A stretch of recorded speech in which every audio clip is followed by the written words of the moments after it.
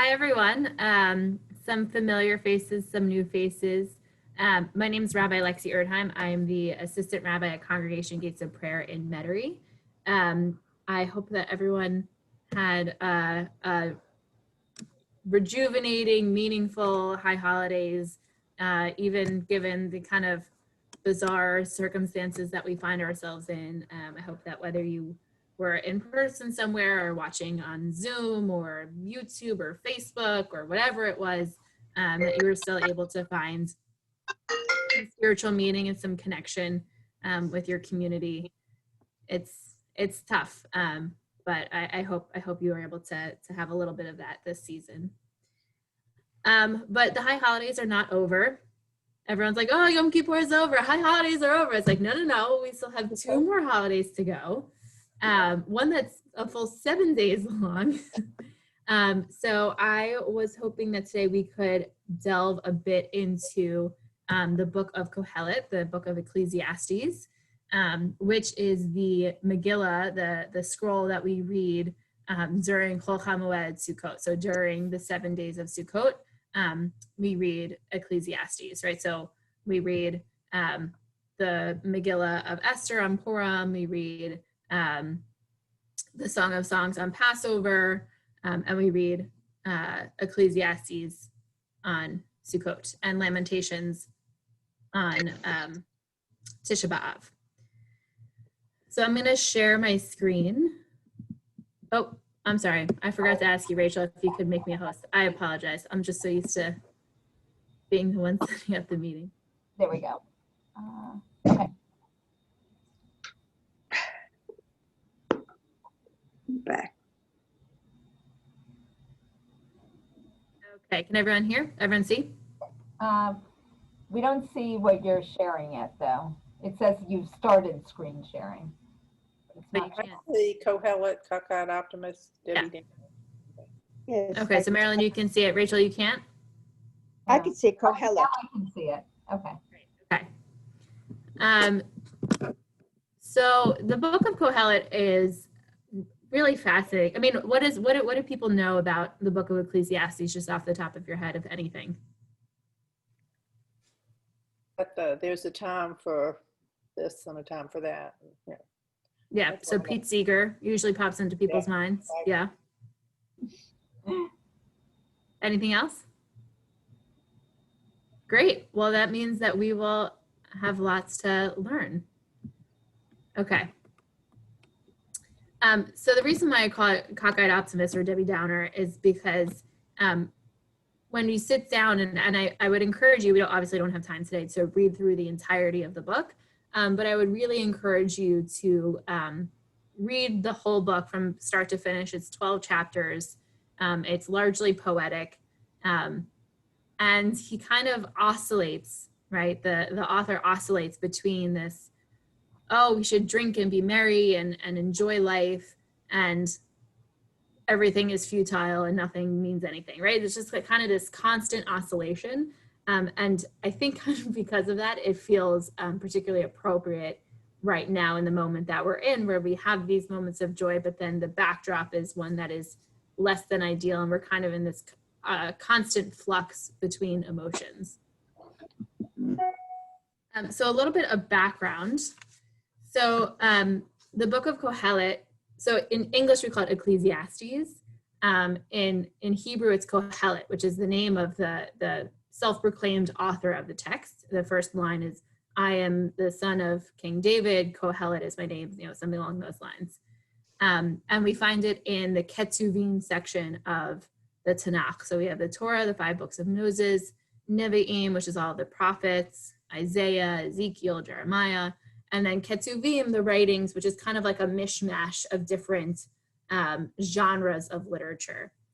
So you have, things like the Book of Esther, and you have the Song of Songs, which is a poem, and you have Lamentation, right? You have just kind of a whole slew of different genres and types of texts.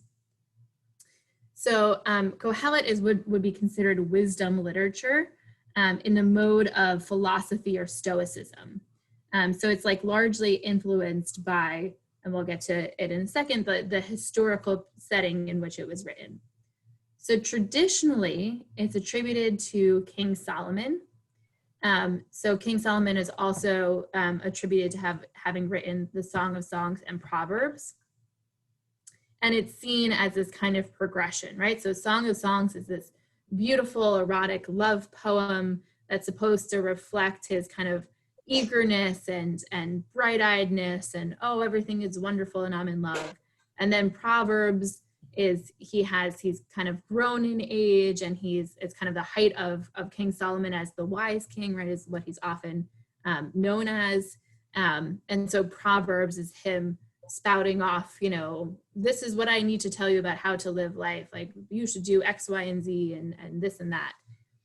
And then now we have, and then Kohelet is the book that is supposedly written by King Solomon at the end of his life, right? So I remember one of my professors in rabbinical school saying that Kohelet is like the uncle that you have that like at Passover Seder pulls you aside and is like, listen, kid, let me tell you how it really is. Let me lay it down. I'm not gonna futz around with you. I'm gonna tell you how life really is.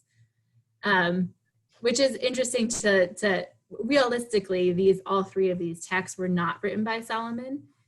But when you put it into that framework, it kind of gives this kind of arc, this arc of life, right? From open-eyed eagerness to sober reflection. But most likely it was actually written in the Hellenistic period in the 4th century. So that's, at the time of Plato and Epicurus and Aristotle. And we'll see a bit how that historical framework has influenced the tone and the language of the text. Also, if anyone has questions, just like unmute yourself and be like, hey, I have a question. So I want this to be a conversation as much as possible.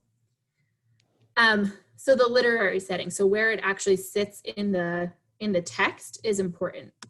And it's in different places depending on which transcript you're looking at. So in the JPS, the Jewish Publication Society, in the Masoretic text, and in the Koran text, it all comes after Lamentations.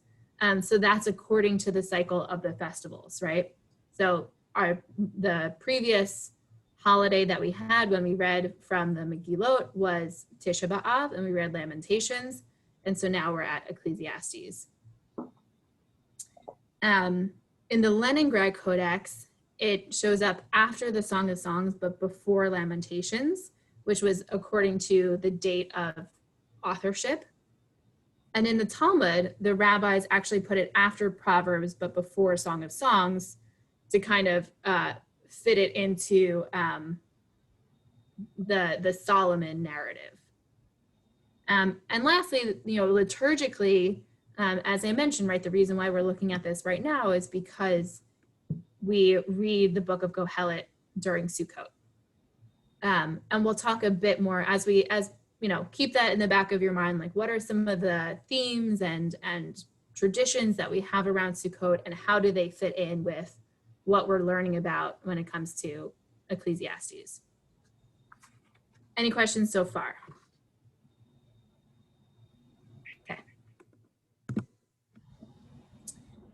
So here's kind of a basic structure. So in chapters 1, verses 1 through 3, we have a kind of an intro. That's where he introduces himself. He says, my name is Kohelet, and here's what I'm going to tell you all these things. And then 1, 4 through 11 is a demonstration. This is where you get a time to be born, a time to write. He kind of talks about the world as it looks. Actually, I guess this isn't that quite yet. But he talks about what the world is like, right? He says people are born and they die, and he kind of describes what the world looks like. So that's 1, 4 through 11. And actually in the intro, there's a central question, right? There's almost like a thesis of Kohelet, right? He's a scientist. And the question that he has is, what real value is there for a man in all the gains he makes beneath the sun? So in other words, we get up in the morning, we do all these things, we get married, we have kids, we go to work. What is it all for, right? What is the purpose of it? This is a central question.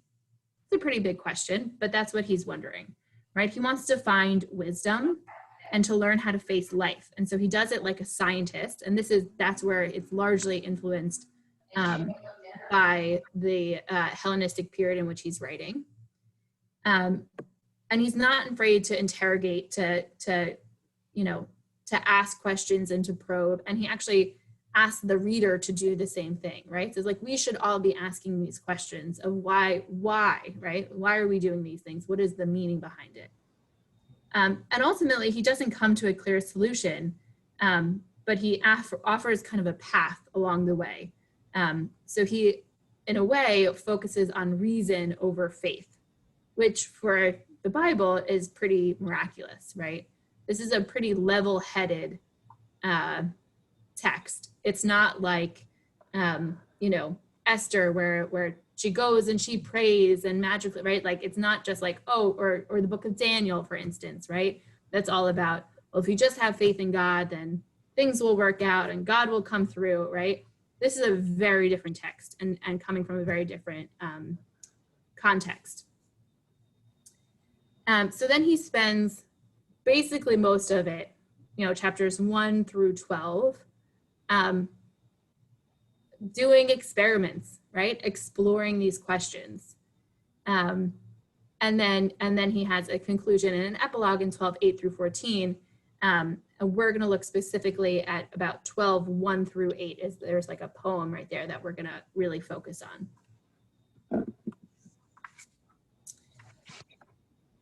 So something that's really important to consider when we study the book of Ecclesiastes is the word hevel. So you might have, this is a pretty famous, well-known line, right? So hevel hevelim amar kohelet, hevel hevelim hakol havel, right? So that word havel shows up 32 times in this book, right? So it shows up 32 times in the course of 12 chapters.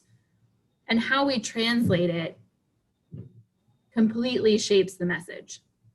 And it's also important to note that the word hevel shows up 38 times, I think 38 times overall in the book of Kohelet.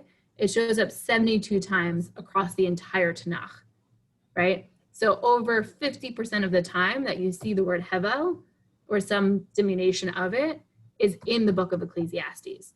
So in order to understand what it means, we really need to grapple with it. So the JPS, King James, and then my professor, Dr. Eskenazi, offer 3 different readings of what hevel means. So if you open up the Jewish Publication Society, so if you open up, Safaria or any of those kinds of sources, the definition that you get is this first one. Utter futility, said Kohelet. Utter futility, all is futile. As opposed to King James, which you may have heard before, vanity of vanities, said Kohelet. Utter vanity, all is vanity. And Dr. Eskenazi translates it as vapor of vapors. So I'm wondering, looking at these 3 translations, how does the translation of the word hevel as futility, as vanity, or as vapor or breath, it can be either, how do these translations change our understanding of the meaning of the sentence?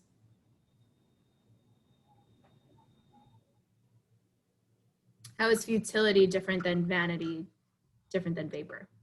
Well, futility to me, vanity and vapor or vaporous, it just seems more from the individual. It just seems more self-imposed and egotistic, whereas futility just seems like it's useless. It's more external than internal. Oh, so you're thinking of vapor like, oh, I've got the vapors kind of a thing. Well, like what you're saying is just it's nothing. Full of nothing. It just sounds like something more internal. What you're saying is useless and vacuous, just meaningless and not helpful. Whereas futility to me seems more external, like the whole world, everything about it is just not helpful. Whereas vanity and vapor just sounded more internal to me. That's a nice distinction. Yeah. And vanity carries with it a judgment kind of thing. It's like you're buying into useless, meaningless things. Mm-hmm.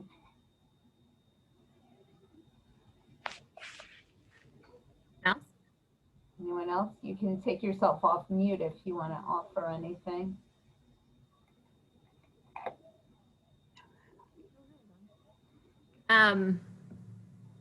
Yeah, I think it's, you'll feel free to jump in, right? I agree. I think that's an interesting juxtaposition between things that we can control, right? Like internal things, as opposed to, often there are things that are futile that are outside of our control, right? That are external. But I want us to focus on what vapor actually is, right? If there's vapor in the air, can you like sense it in any way? Yes. Yeah, right. You can kind of see it. You can sometimes feel it, right? But what happens? How long does it stay there for? Not long. Yeah, like it's fleeting, right? And I think that's when we take a direct translation like that and actually translate it as vapor, it brings out the sense that life, right? What Kohelet is saying is that life is not nothing, right? It is something, right? It's, you have to look for it, you can sense it, you can feel it. It's often from our breath, right? Literally from what's coming from within ourselves, right? Our life source. But we have to treasure it while it's here, because all of a sudden it can be gone, right? So there's that fleeting nature. I think it captures the fleeting nature of life without saying that it's completely futile, right? It's not nothing. It's not purposeless. It's just short. So what do we do with that, right? Anyone disagree with me? Any thoughts? Objections? No, I could see that.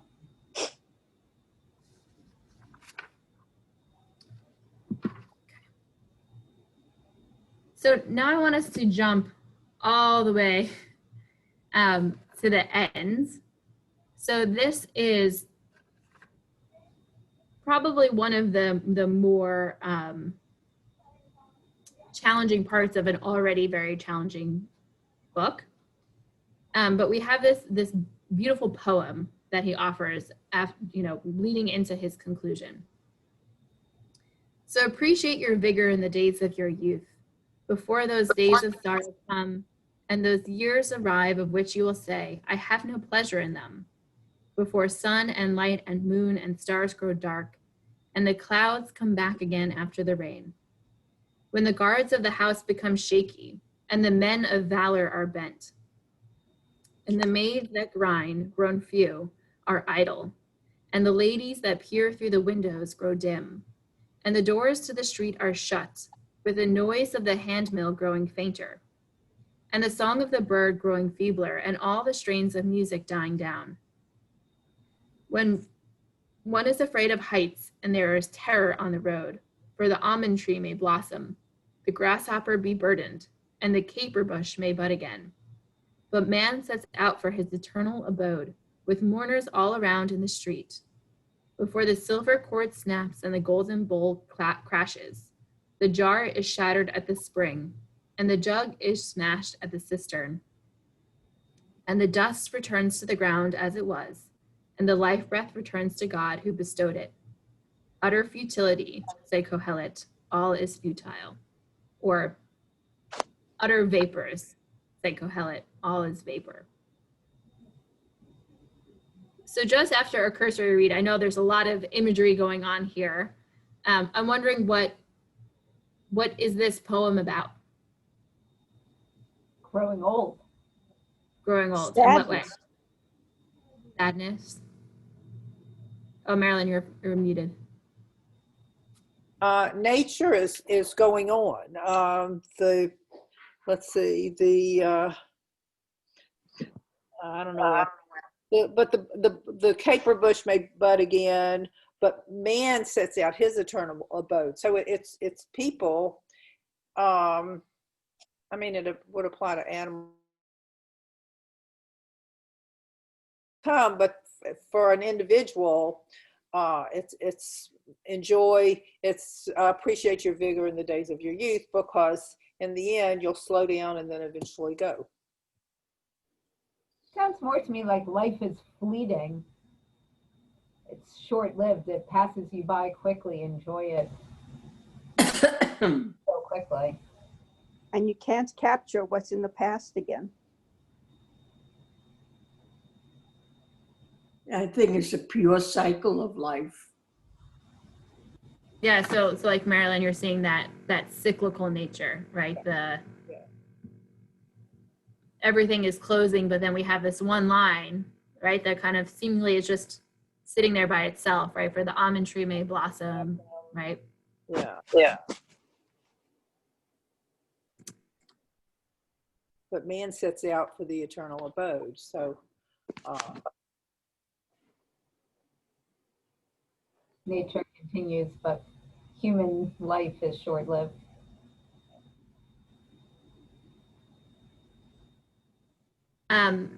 So the rabbis agree with you, right? So the rabbis have generally understood it to be an allegory about aging and death. And they go through and see how there are specific lines that line up with parts of the body, right? So the guards of the house becoming shaky, the men of valor are bent, the windows that grow dim as representatives of the eyes, right? The guards of the house becoming shaking, representing legs. And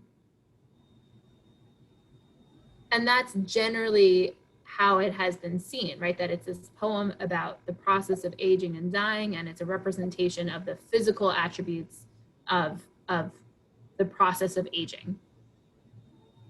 And it works in pieces, right? It works in chunks. But I think there's more going on here. It can't be entirely allegorical, because there's too many there's a lot of other images and similes and metaphors and things like that that are being put forth that don't quite fit within that narrative framework. Does that make sense? Mm-hmm. Okay. So Michael Fox is a very brilliant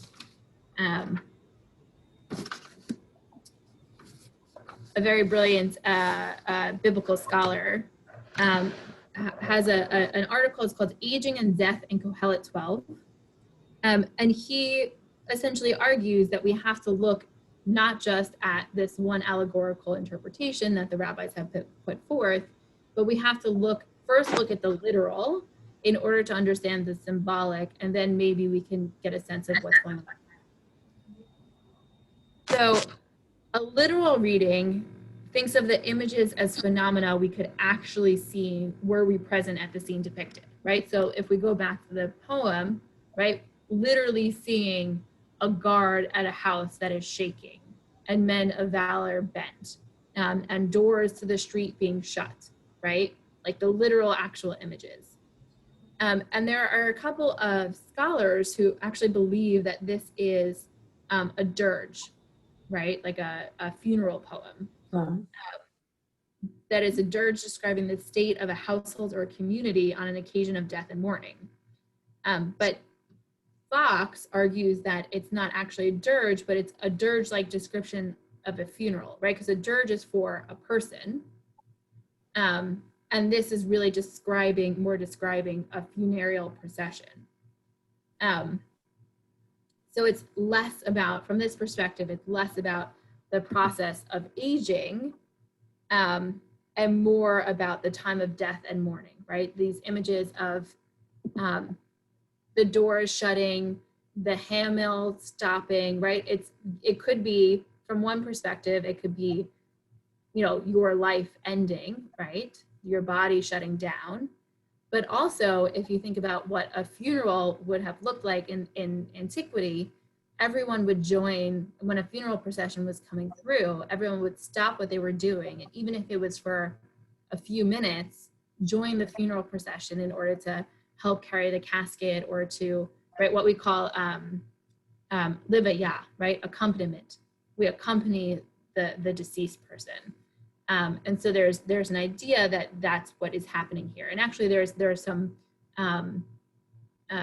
evidence that this text is playing on some dirges from antiquity that might not resonate with us as modern readers, but that at the time would have resonated with people. Any questions about that as a literal reading, that this is just a dirge about that's describing, as a dirge-like description of a funeral? So that's one level, right? Any questions, thoughts? Okay. No.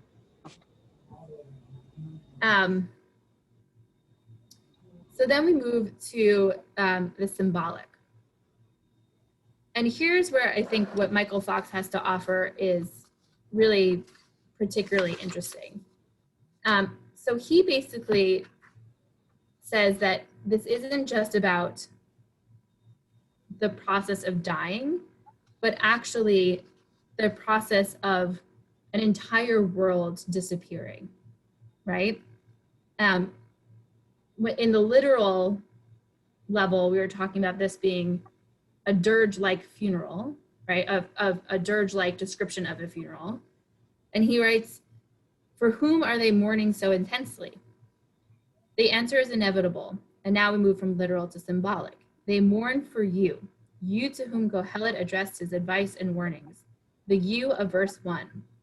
It is your fate that appalls them, for this, Kohelet says, is what awaits you.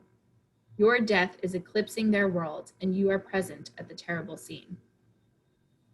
So it's interesting that this is, right, it says, so your vigor in the days of your youth, right? It's very clearly addressing the reader. He's not talking about himself. He's talking about the reader. So what does it mean that this is the death eclipsing the world of these individuals, the guards who are becoming shaky, and the hand mill that's growing fainter, right? What does this mean? So symbolism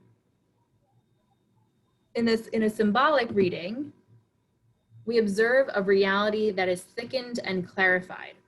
So if we think about Queen Esther in the Megillah, right, in the book of Esther, she's literally a Jew in the diaspora, but she also represents Jews in the diaspora, right? She embodies the experience of the Jewish people.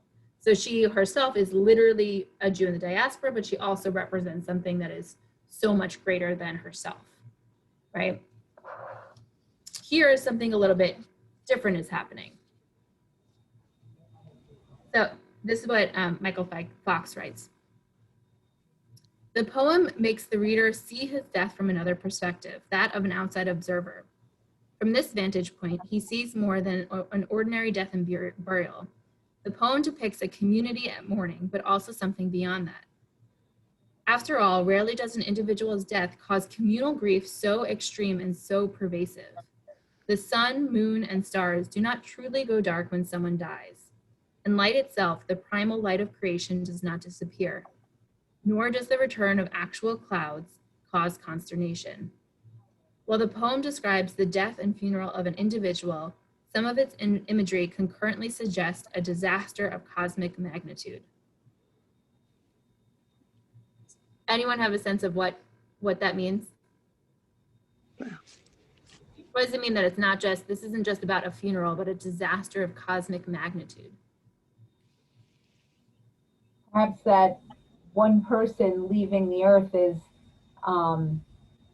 that in itself is that person is a cosmos in and of themselves. Like we say, one tree is a whole universe with everything that lives off of that tree. Same with an individual. So when we lose one individual, it's a cosmic disaster, that individual is lost and the effects of that person leaving. However, it's also just a cycle of individuals. This person dies, but there's another one who's born at the same time, and that life continues. So it's all a cycle of life that continues, but each person within themselves is the cosmos. Beautifully said. Yeah.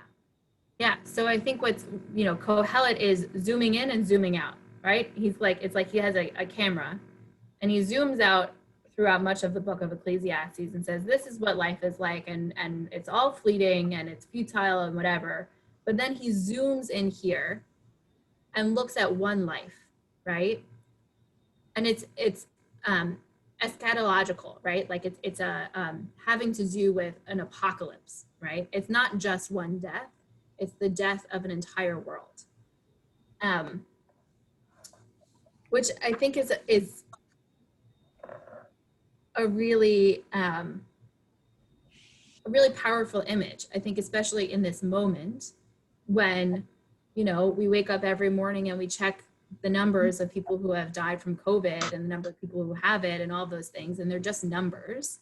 And here Kohelet is saying, yes, people die, but when we zoom in, it's important to remember that every single life is a world unto itself, right? And so the death of a single human being is actually the equivalent of the end of the world.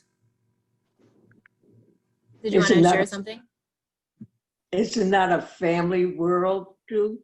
The death of a human being affects the immediate family and changes the whole family relationships. Yes, beautiful. Thank you, Phyllis. Yeah, that, right. When someone is, a close family member or a close friend, right? When they pass away, all of a sudden there's this gaping hole in our life, right? And Michael Fox even says, the extinguishing of life symbolizes the undoing of creation, the return to primeval darkness. And it calls to mind the inactivity that follows depopulation. So in a lot of the prophetic writings, it talks about, I will make man scarcer than fine gold, people than gold of Ophir. Depopulation will silence the millstones, right? That there's this emptiness that happens in our lives when we lose someone. Yeah, beautifully said, Phyllis.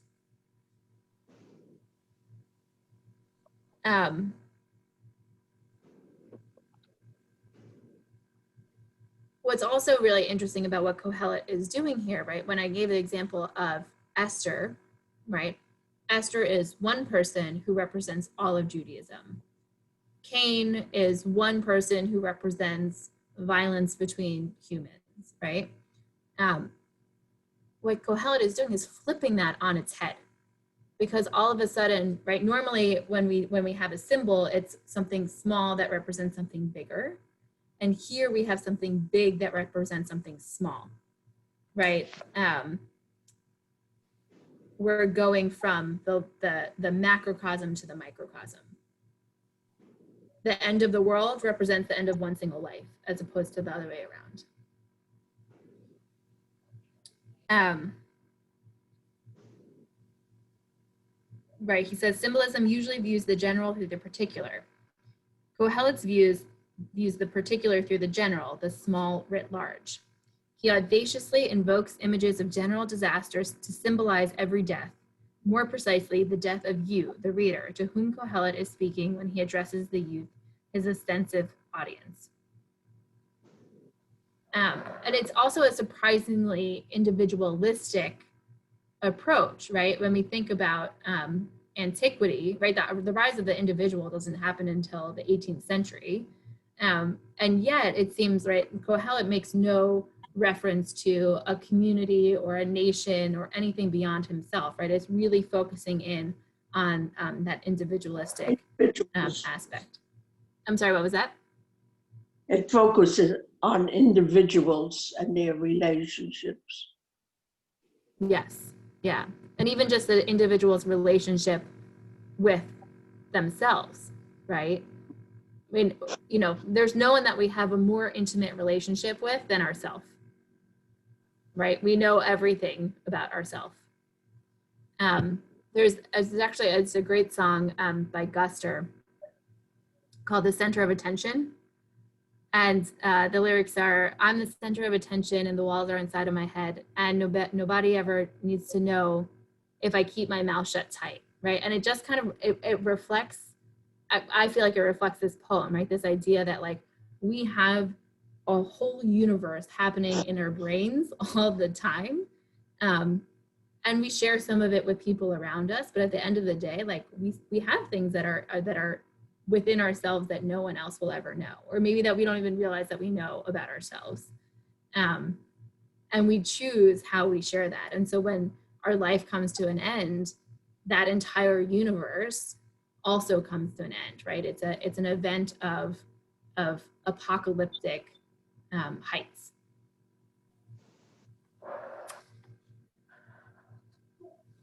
Any thoughts, questions about that, about Fox's reading?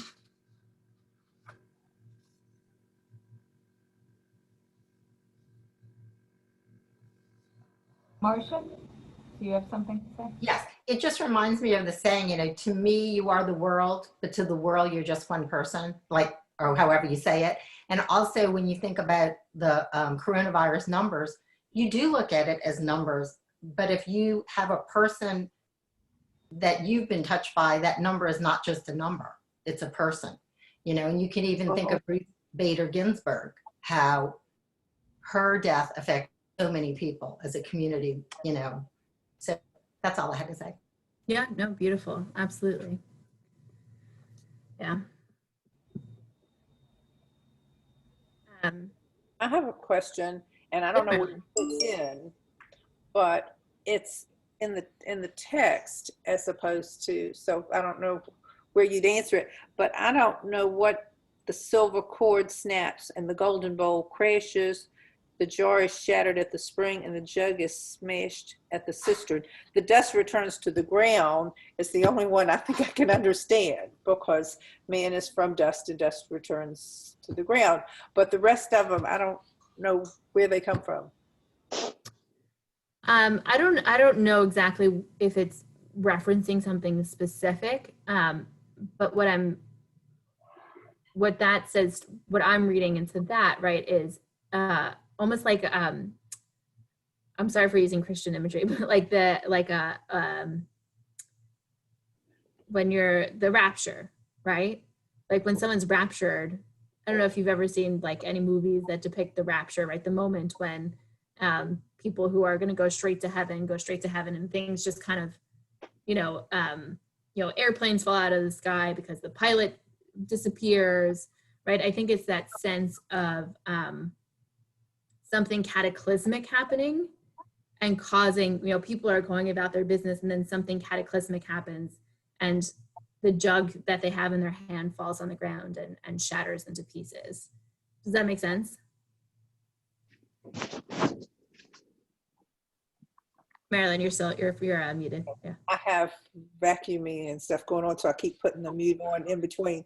Yeah, I have no other explanation, so that's as good as, better than anything I have. So, okay, thank you. I can take a look back through Fox's article. I think he references it at a couple of different points. Oh, okay. Yeah, but I don't know. That's what comes to mind, right? When you hear news of something horrible that happened, or when you see something, right, that like you just kind of drop what you have in your hands and it shatters, that moment of disbelief and shock.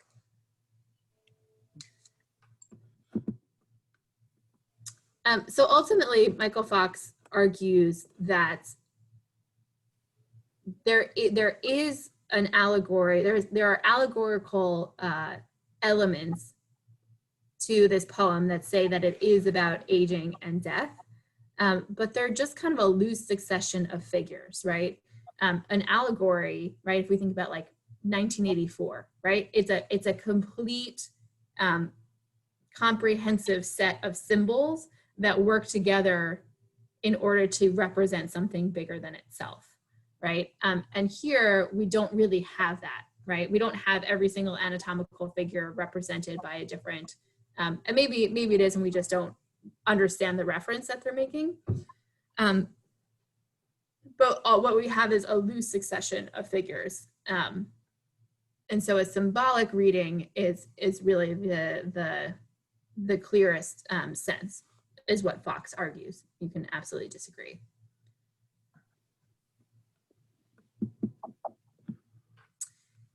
So the text that comes to mind reading Fox's understanding of this is from Sanhedrin 4:5, right? Anyone who destroys a life is considered by scripture to have destroyed an entire world.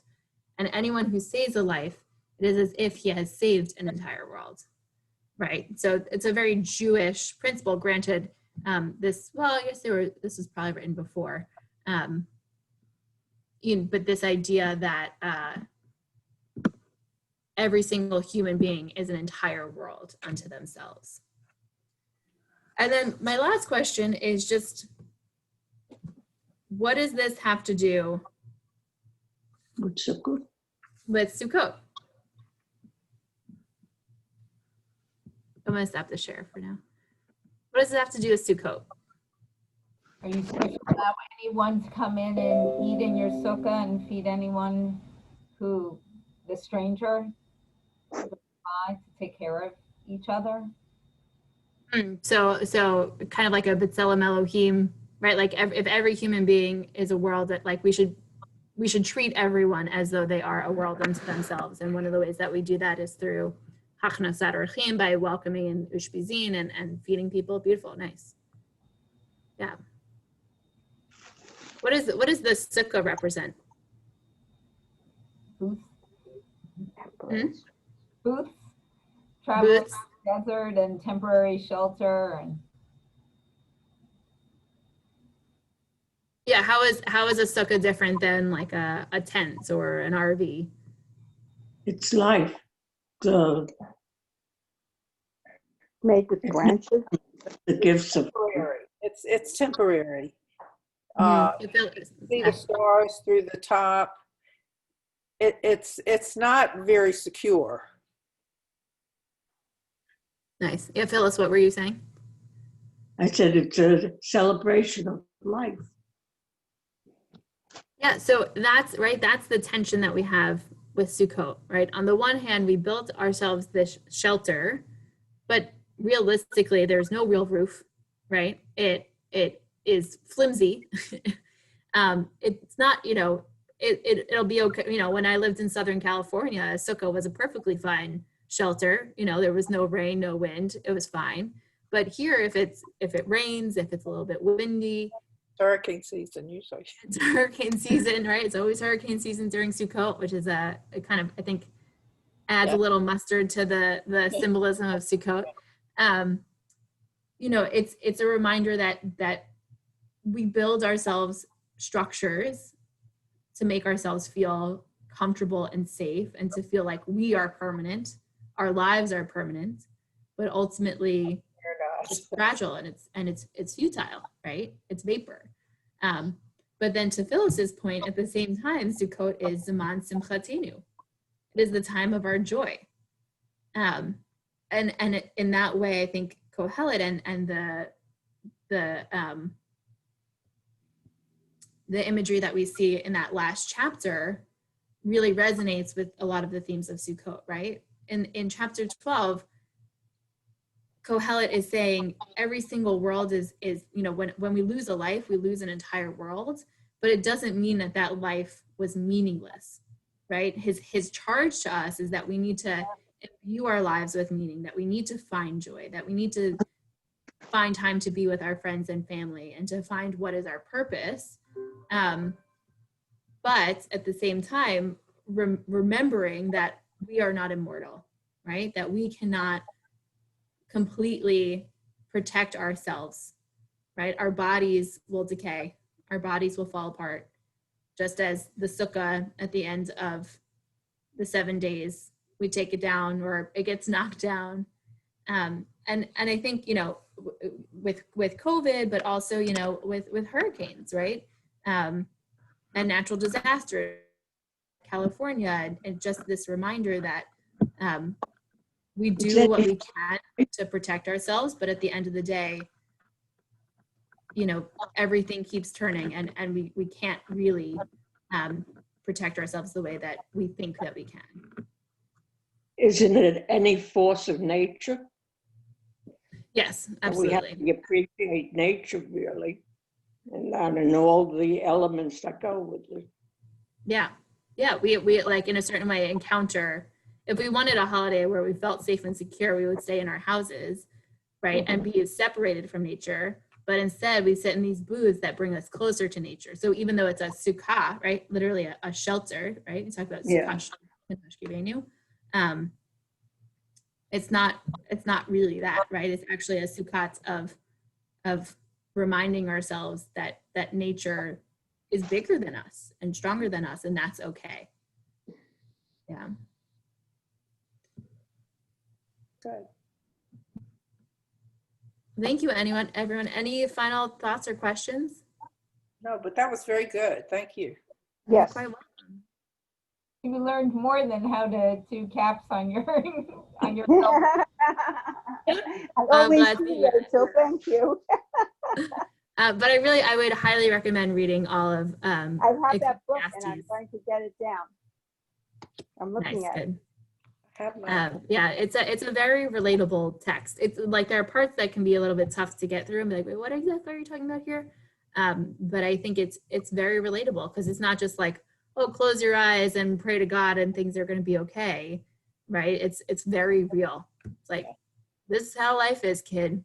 It's going to be okay. So let's drink and be merry and find ways to find joy in this life.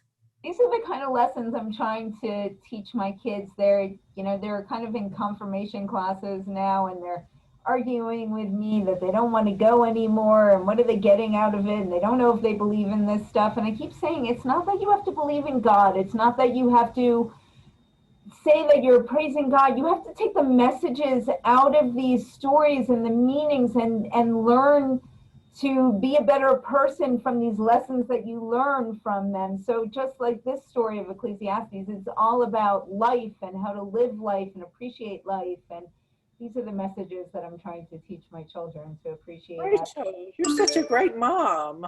Why do I still have to go to religion school?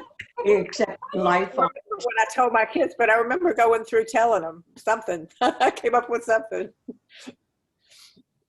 isn't actually accepting life on its terms. And how to deal with life. I mean, these are lessons on how to deal with life and loss, and how to appreciate all these things that were given and taken away from us, and how to. That good always comes with bad and bad with good, but the contrast. Mm-hmm. Right.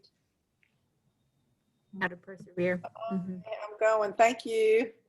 Thank you, everyone. Moedim l'simcha. Shabbat shalom. Thank you. Bye-bye. Shalom. Thank you. This was great. Thank you Rachel. again for joining us. Of course. Bye, everyone. Thank you. Bye. Bye.